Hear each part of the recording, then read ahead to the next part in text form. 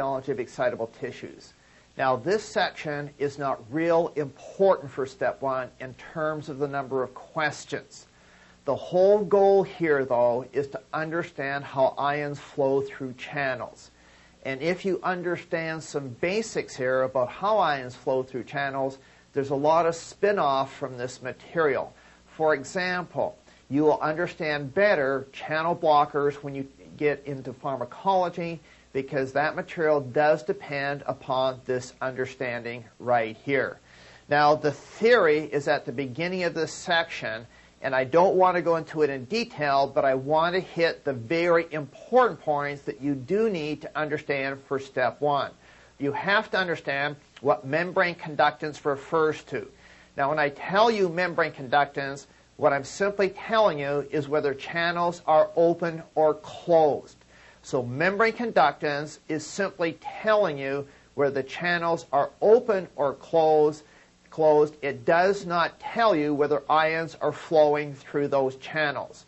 If I tell you the membrane conductance to sodium is 0, what I'm telling you is all the sodium channels are closed. If I tell you the membrane conductance to sodium is increasing, I'm simply telling you channels that allow sodium to pass through are opening up. If I tell you membrane conductance to sodium is decreasing, I'm simply telling you channels that allow sodium to pass through are closing. If a membrane has very high conductance to sodium, then all you know for sure is a lot of sodium channels are open. If a membrane has a very low conductance to sodium, all you know for sure is very few channels are open. It does not tell you whether or not ions are passing through these channels. Now, we're going to classify channels into 3 main groupings based upon their basic characteristics. The first category are the ungated channels. Now, ungated channels are channels that are always open in the membrane. So if an ion is not at equilibrium across that membrane, if there is a net force on that ion, it will be flowing through these ungated channels. Now, the only ungated channels we're going to deal with here are potassium channels. And we'll mention it later on, but every cell in the body has in its membrane ungated potassium channels. So if potassium is not at equilibrium, it will be flowing through these ungated channels. Now, the second category of channels are the voltage-gated channels. Now, these channels are characterized as opening or closing in response to a voltage change across the membrane. It is the voltage change across the membrane that these channels are responding to. They don't respond to chemicals then, they simply respond to a voltage change. Now, the third category of channels are the ligand-gated channels. And these channels always have a receptor to a chemical. And it is the attachment of the chemical to the receptor that determines whether these channels open or close then. Now, finally here, whether an ion is flowing through an open channel depends upon the net force acting on that ion. There must be a net force for the ion to flow through the channel. And the net force on an ion is simply the sum of 2 independent forces. One force is the concentration force. Now, the concentration force depends upon a concentration gradient across the membrane. The greater the concentration gradient, the greater the concentration force. Now, the second force acting on an ion is the electrical force. Now, the electrical force is determined by the cell's membrane potential. The membrane potential, which is a measured number using a microelectrode, is the electrical force acting on an ion.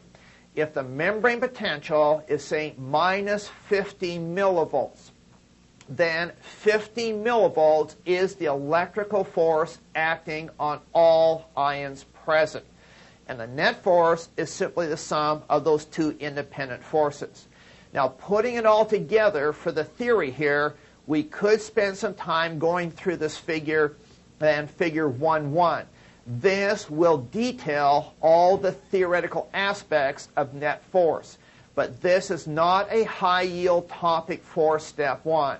It is very unlikely they are going to give you a theoretical question that details aspects of this model. Now, if you want to go through this material, it is all laid out in the handout, and there are questions there that you can go through to practice to see if you understand the material. But again, I want to emphasize it is not a high-yield aspect. Now, what we're going to bypass is the details and go right to the very important material that you need to understand for step 1. The most important aspect of the theory here is to be able to evaluate membrane potential and the equilibrium potential for a particular ion. Now, the membrane potential, as I said, is the potential that is measured inside the cell. It is a measured number, and that membrane potential represents the electrical force on the ions. If you measure a potential inside a cell of minus 70 millivolts, then the membrane potential is minus 70 millivolts. Now, the other number you have to deal with is the equilibrium potential. Now, the equilibrium potential is a number calculated from the Nernst equation. Now, what you do is you actually plug in numbers into the Nernst equation. You plug in the concentration gradient across the membrane, and the Nernst equation gives you a number that basically tells you if that number is the membrane potential, that ion will be at equilibrium, meaning there is no net force on the ion. So if you measure the membrane potential, EM, and that number turns out to be the number calculated from the Nernst equation, the ion will be at equilibrium. There'll be no net force on the ion. Now, all of the important dynamics of the ion can be derived from simply knowing this membrane potential that you measure inside the cell and the equilibrium potential calculated from the Nernst equation. Now, these are the three conclusions you have to be able to draw from these two numbers. The first point is, if the membrane potential is the same number as the calculated equilibrium potential, then the ion is at equilibrium. There is no net force on the ion. So it doesn't matter what the conductance of the membrane is to that ion, there is no movement of the ion through channels. On the other hand, if the membrane potential is different than the calculated equilibrium potential, you can conclude there is a net force on the ion. And if there is a channel open to that ion in the membrane, the ion will be flowing through that channel. Now, the next conclusion you can draw is the net force on the ion. Now, the net force is simply the difference between the membrane potential, the measured number, and the calculated equilibrium potential. So the difference between those two numbers is the net force acting on that ion across the membrane. And you should be able to conclude whether there's a large force acting on that ion or whether there's a small force based upon the difference between these two numbers. Now, the most important conclusion involves the directional movement of the ion. And what you should be saying to yourself is, the ion is always going to flow across the membrane through channels to bring the membrane potential closer to that ion's equilibrium potential. So the ion will flow through the channels to change the membrane potential and move it closer to that ion's equilibrium potential. And as that membrane potential gets closer to the equilibrium potential, the net force on the ion decreases. Now, if the membrane potential reaches the ion's equilibrium potential, then there is no net force on the ion, and the ion would be said to be at equilibrium. Now, just looking at a theoretical example here to draw the appropriate conclusions. Suppose we look at this theoretical cell, and we'll say that this cell has a membrane potential of minus 70 millivolts. Now, this is the electrical force on the ions. Therefore, every ion present has an electrical force acting on it of 70 millivolts then. Now, if it is a negative ion, it has the same charge as the membrane potential, and therefore this force repels the negative ions. On the other hand, if we're dealing with a positive ion, then this force attracts the positive ions. Now, your reference compartment is always the extracellular environment. The extracellular environment is 0 millivolts, and the minus 70 is measured relative to the extracellular fluid reference of 0. Now, suppose we take a theoretical ion. We'll say this is ion X. It's a positively charged ion. It is inside the cell, and this positively charged ion is also in the extracellular environment. Now, if we plug the concentration of X inside the cell into the Nernst equation, and the concentration of X outside the cell into the Nernst equation, we can calculate an equilibrium potential. And we'll say the Nernst equation gives us this number of minus 95 millivolts. Now, I want to emphasize this is a number that is calculated from the Nernst equation. If the membrane potential then is equal to minus 95, X would be at equilibrium, and the ion would not flow across the membrane. Now, the membrane potential of this cell is not minus 95. Therefore, you can conclude there is a net force acting on X across this membrane. So if you have channels open in the membrane, then X will flow through these channels. Now, the next conclusion you can draw is the net force acting on X. Net force is the difference between minus 95 and minus 70. And the difference between these two numbers is 25 millivolts. Now, that is considered a modest force. So 25 millivolts, then, is a modest force acting on this ion. So if there are channels open in this membrane, there's a modest force driving X through the channels. Now, the most important conclusion is which way X is going to flow across the membrane. Now, this should be your reasoning. X positive ion is going to flow across the membrane to bring this membrane potential closer to minus 95. That means as X is flowing, the membrane potential is going to get more negative. Now, how can a positive ion flow to make this more negative? Well, it can't flow into the cell, because if it flowed into the cell, the inside would get more positive. Therefore, the only possibility is, if channels are open, X is going to flow out of the cell.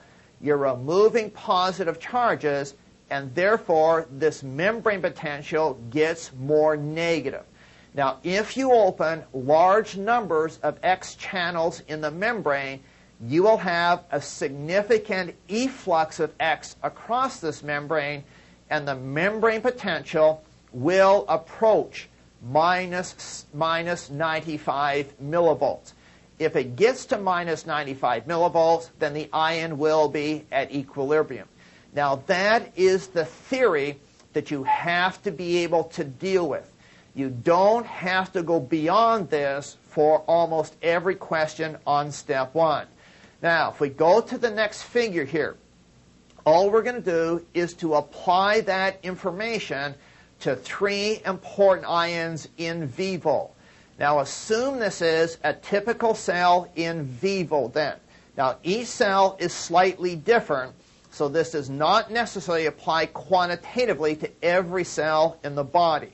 Now, don't forget, this extracellular fluid here is your reference compartment. This is where you put your reference electrode for measuring membrane potential. You put your measuring electrode inside the cell, and whatever you measure is the membrane potential. Now, in this situation, we will say the membrane potential of the cell is about minus 90 millivolts. And that is typical for many cells in vivo.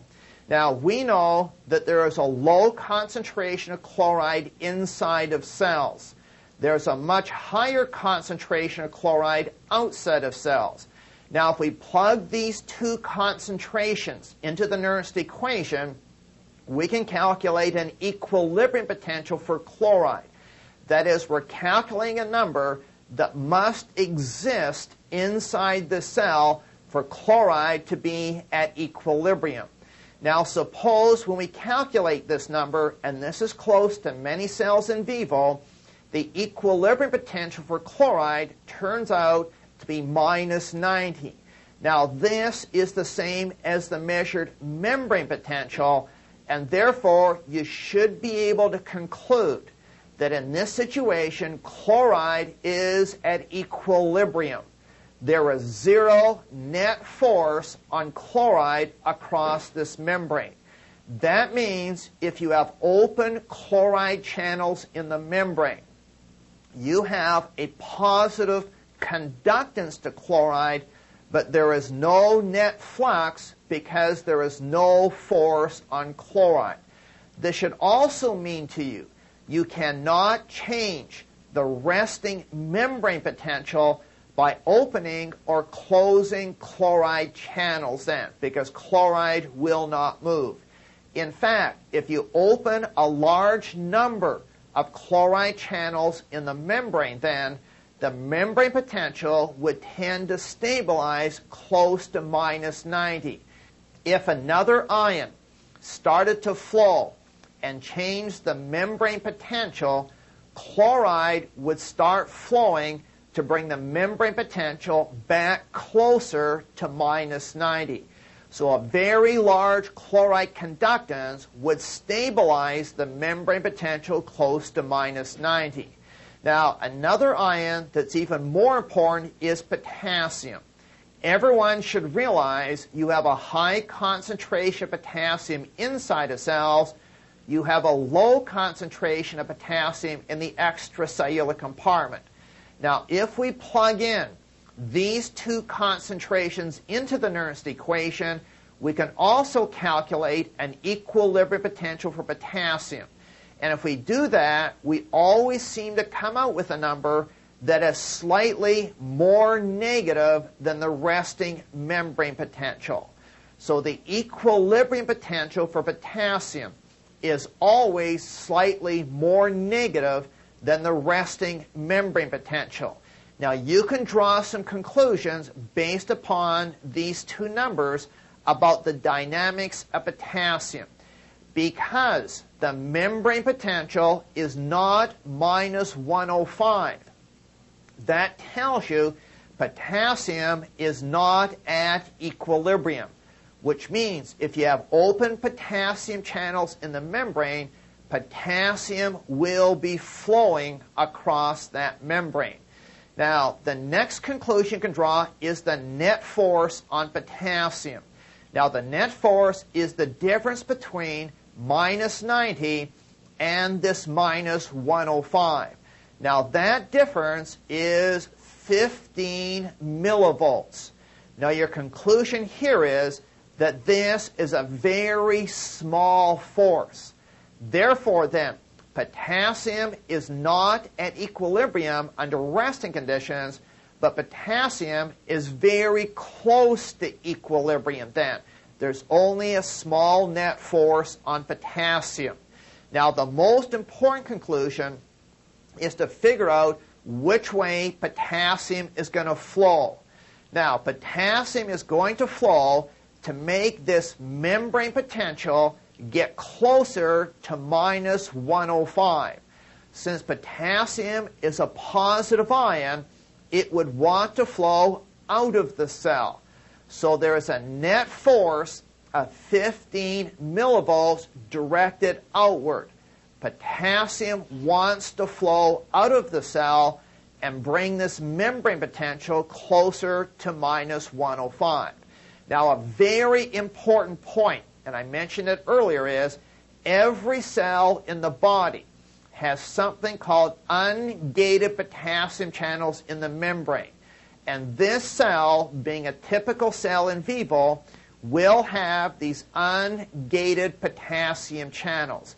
Therefore, because potassium is not at equilibrium, there will always be an efflux of potassium through these channels unless potassium reaches equilibrium. And a general bottom line conclusion is, because potassium is not quite at equilibrium under resting conditions, and you always have these ungated potassium channels, you will always have an efflux of potassium out of the cell. Now, it's a general condition of all resting cells in vivo. Now, we need to go a little bit further here with the theory. Suppose we change things a little bit. Suppose in this membrane right here, I open up additional potassium channels. If I open additional potassium channels, then that would tend to accelerate the efflux of potassium from the cell. If there's a net force on an ion, the greater the conductance, the faster the ion would flow. Therefore, if you increase potassium conductance, then you get a greater efflux of potassium out of the cell, and this cell would move closer to minus 105. But it could not go beyond minus 105 if the efflux of potassium accelerated and this became minus 105, potassium would be at equilibrium. The bottom line point to understand is, if you increase potassium conductance in a resting cell, you accelerate the efflux of potassium and the cell will slightly hyperpolarize. An increase in resting potassium conductance then accelerates the efflux of potassium and the cell will slightly hyperpolarize. Now, suppose we do another manipulation. Suppose we change the extracellular concentration of potassium. Now, if you do that, this equilibrium potential for potassium is no longer valid because you'd have to recalculate it using a different number for the extracellular concentration. But you can think through and draw some conclusions without a recalculation. For example, we know there's a continuous efflux of potassium from the cell. If you raise extracellular potassium concentration, suppose you develop hyperkalemia. With a higher extracellular potassium concentration, this would tend to slow the efflux of potassium from the cell. It may even reverse it to an influx. In either case, there would be more positive ions inside the cell, and the membrane potential would be more positive. In other words, the cell would start to depolarize then. Now, the important bottom line point is, if you develop hyperkalemia, if the extracellular potassium concentration increases, every cell in the body will begin to depolarize. And the higher the extracellular potassium concentration, the greater the depolarization of every cell in the body. Now suppose we consider the reverse situation. Suppose we lower extracellular potassium concentration. Suppose we develop a state of hypokalemia. Now, there's always potassium flowing out through these ungated channels. If you lower extracellular potassium concentration, that would accelerate the efflux of potassium from the cell. If you lower extracellular potassium, potassium flows out faster from the cell. You are now removing more positive ions from inside the cell, and the membrane potential would get more negative. In other words, the cell would hyperpolarize.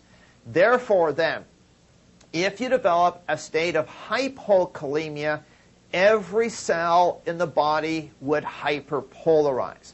The bottom line important point is, if you change extracellular potassium concentration, you change the resting membrane potential of every cell in the body, and that would be a disaster for excitable tissues. Therefore, then, what you try and regulate very precisely is the extracellular potassium concentration. Now, we'll talk about this later in endocrinology, but potassium concentration is controlled in the extracellular compartment by the hormone aldosterone. And because aldosterone regulates extracellular potassium concentration, aldosterone helps regulate and stabilize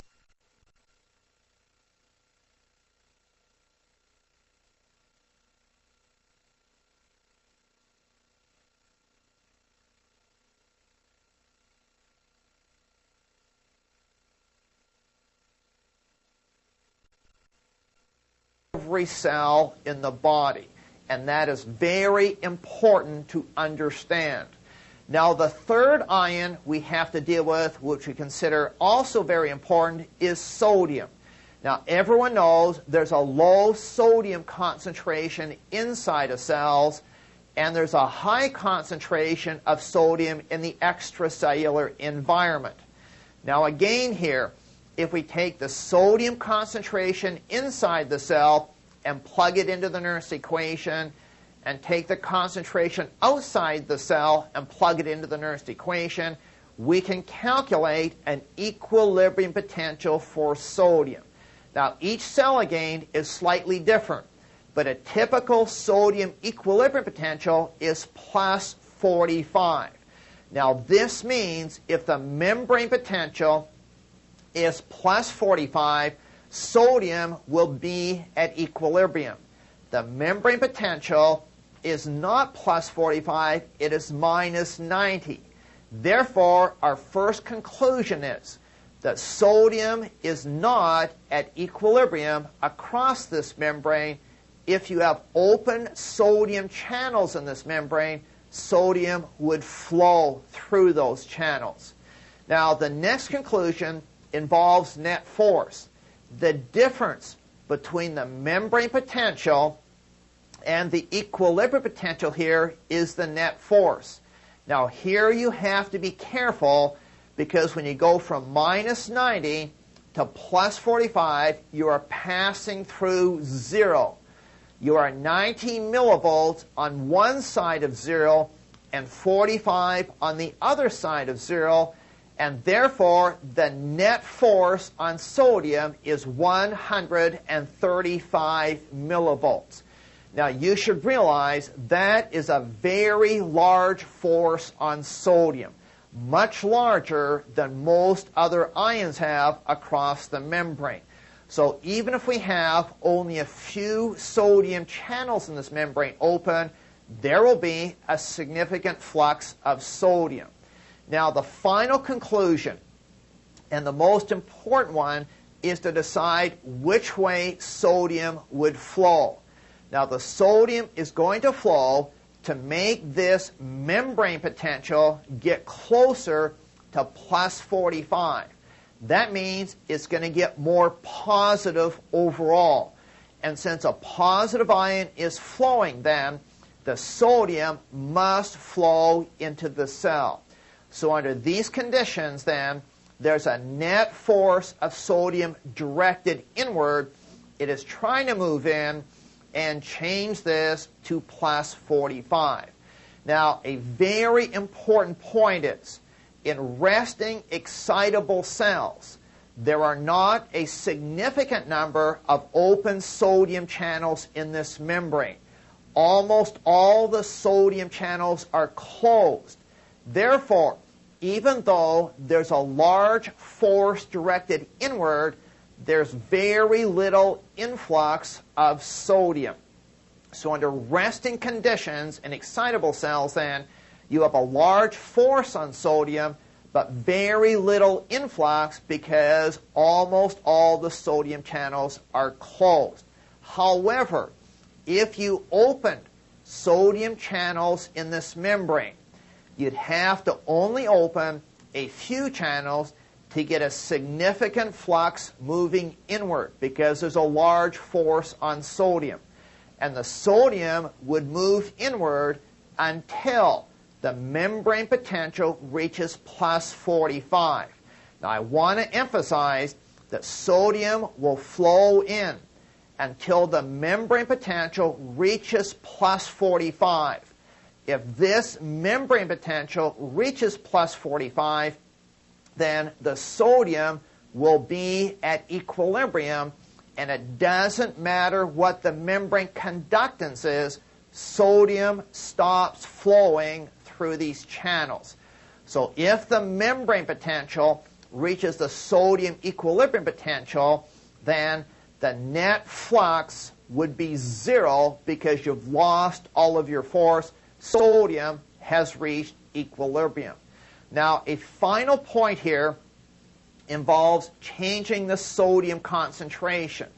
Now, again here, if you change the extracellular sodium concentration, this equilibrium potential is no longer valid because when you change a concentration here, you recalculate and you come up with a different number. But again, you can think through here. Now, just remember, under resting conditions, the sodium channels are closed. Therefore, if you increase extracellular sodium concentration, because the channels are closed, you may change the force, but you don't change the resting membrane potential. If you lower extracellular sodium concentration, then you will change the net force across the membrane, but again, the channels are closed and the sodium cannot flow.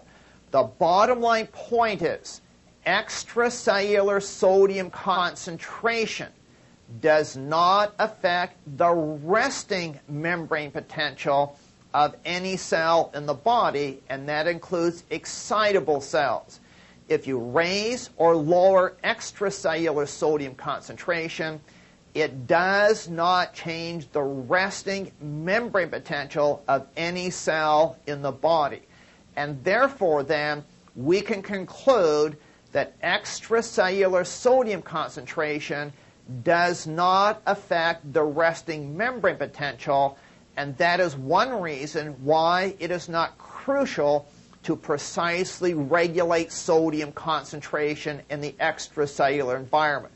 If sodium concentration increases slightly or decreases slightly because it has no effect on the resting membrane potential, it is not a major disaster for excitable tissues. Now, the last aspect of this here that's important is on the next page here. Now, what I just said about sodium was that under resting conditions, the sodium channels, for the most part, are closed in the membrane here. Therefore, even though you have a large force on sodium, there's very little influx.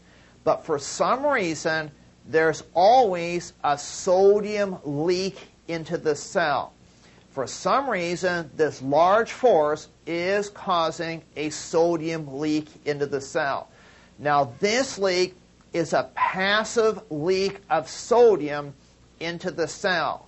When the sodium leaks into the cell, the sodium-potassium pump actively pumps the sodium back out of the cell. Therefore, under steady-state conditions, this passive inward movement of sodium is balanced by an active outward pumping of the sodium. So these two processes are at approximately the same rate. Now, the complicating issue here is that when you're pumping sodium out of the cell, you are also pumping potassium into the cell. This is an active pumping of potassium into the cell. Now, you may wonder why potassium is always exhibiting an efflux through the ungated channels. You almost always have this efflux of potassium through the ungated channels because you're always pumping potassium into the cell. And again here, under steady-state conditions, the rate at which you're pumping potassium into the cell is approximately the same rate at which it is diffusing out through these channels. And this is a passive outward diffusion of potassium. Now, a very good point to test on step 1 would be to ask you the consequences of blocking ungated potassium channels in a membrane. If you block ungated potassium channels in a membrane, you would block the efflux of potassium ions from that cell. But that would not have any dramatic influence on the inward pumping of potassium. Now remember, potassium is a positive ion. And therefore, if you continue to pump a positive ion into the cell and you don't allow it to diffuse out of the cell, you will have more positive ions accumulating inside the cell, and therefore the cell would slowly depolarize with time. Therefore, the bottom line point is, under resting conditions, if you decrease potassium conductance, then the cell would slowly depolarize with time because you would have more positive ions accumulate inside the cell. Now that finishes off the theory we have to deal with. Now the final section here involves some terms.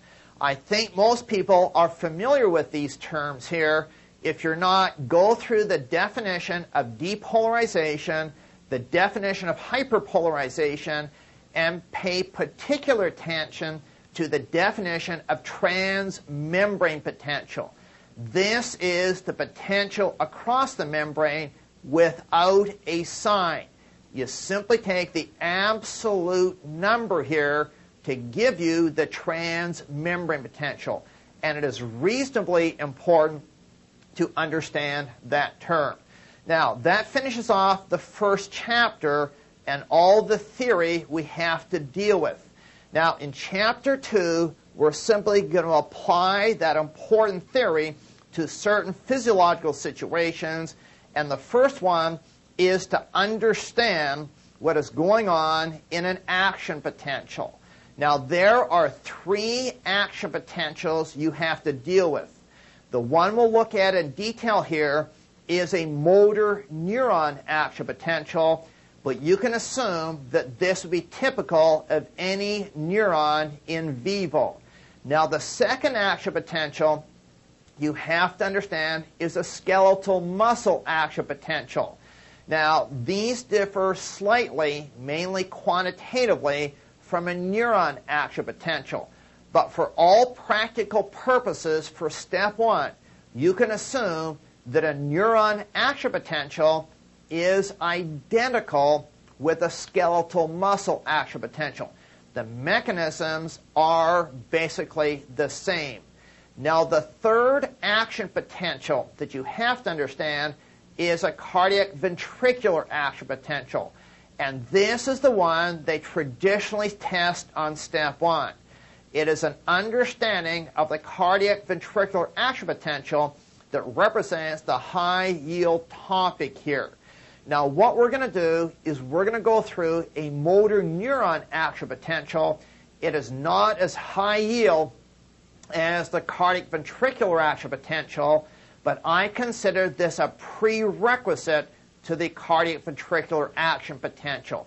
If you understand what we're dealing with in a neuron action potential, later on when we talk about a ventricular action potential, it is much easier to deal with. Now, the next figure here shows a neuron action potential in just a little bit more detail. Now, in this neuron, the resting membrane potential is about minus 70 millivolts. Each cell is slightly different, but this is close to a typical neuron in vivo. Now, if you give a neuron an appropriate stimulus, you will get a slight depolarization based upon the strength of that stimulus. The stronger the stimulus, the greater the initial depolarization, until you get to a point about here called threshold. Once you reach threshold, you have no control over the events thereafter. You automatically will produce this action potential. Now, we're going to discuss this action potential in detail, and we're going to divide it into two phases. This phase here is the depolarization phase, and then the final phase is the repolarization phase. We are not going to discuss the hyperpolarizing after potential because it is not a topic they would test on step 1.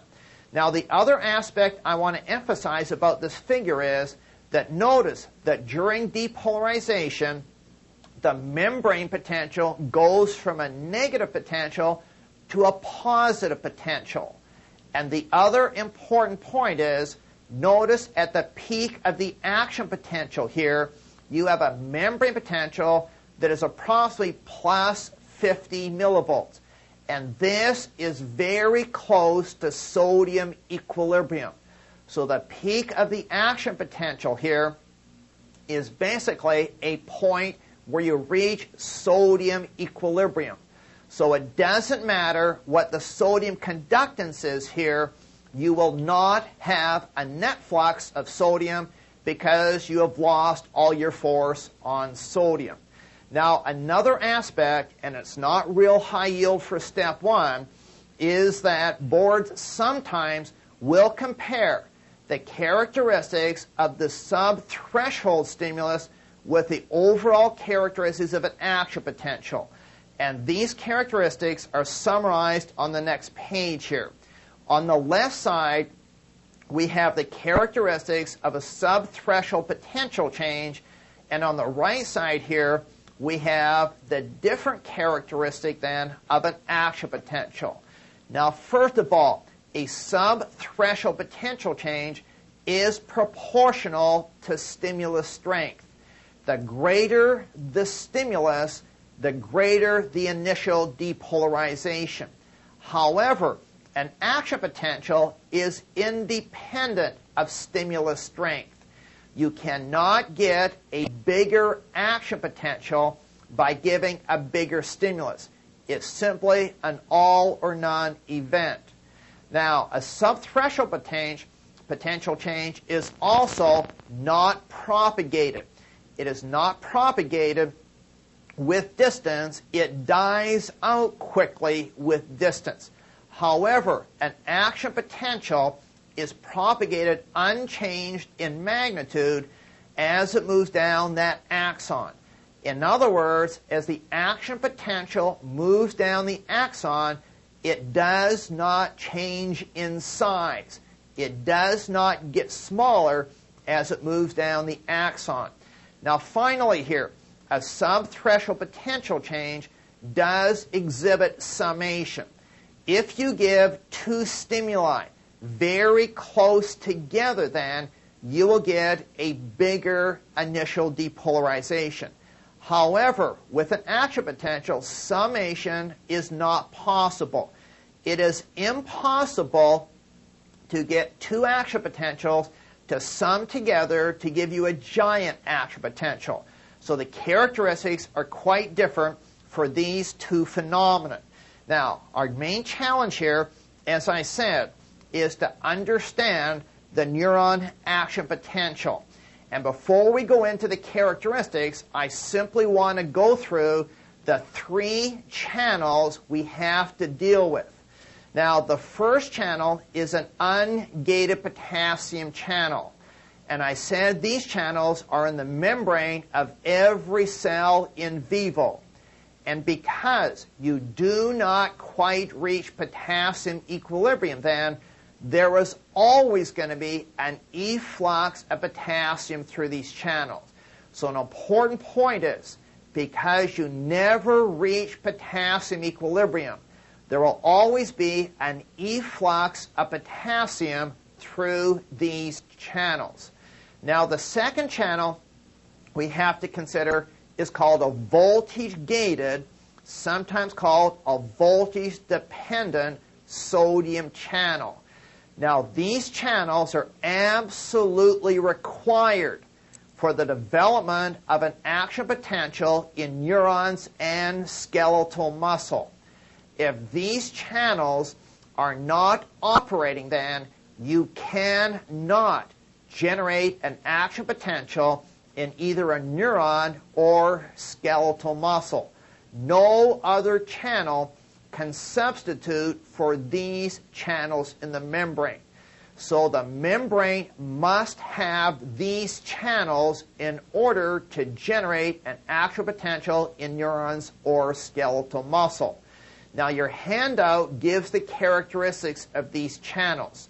First of all, these channels are closed under resting conditions then. So under resting conditions, the gates are closed, and even though there's a large force on sodium, no sodium can flow through these channels. Now, the big point here is that membrane depolarization is the signal that these channels respond to. There must be a membrane depolarization to signal these channels. And once they receive that signal, then these channels quickly open, then they quickly close on their own. Now, because they open and close quickly, they're sometimes referred to as the fast channels. Now, if they use a term fast channel or fast channels, you should realize they are referring to these voltage-gated or voltage-dependent sodium channels. And the final point that is important here is, when these channels close, then they will not respond to a second stimulus. When these channels close, then they will not respond to a second stimulus until the cell repolarizes. So cell repolarization then does not reopen these channels, it reactivates these channels. So repolarization reactivates these channels so they will again respond to a stimulus. Now, the third channel we have to deal with is a voltage-gated or a voltage-dependent potassium channel. Now, in neurons then, these channels are also closed under resting conditions. And depolarization is also the signal that causes these channels to open and then close. However, they open more slowly than the sodium channels. Therefore, they peak open later in the action potential. The bottom line is, depolarization is the signal that causes these channels to quickly open, then quickly close. And depolarization is the signal that causes these channels to slowly open and then slowly close.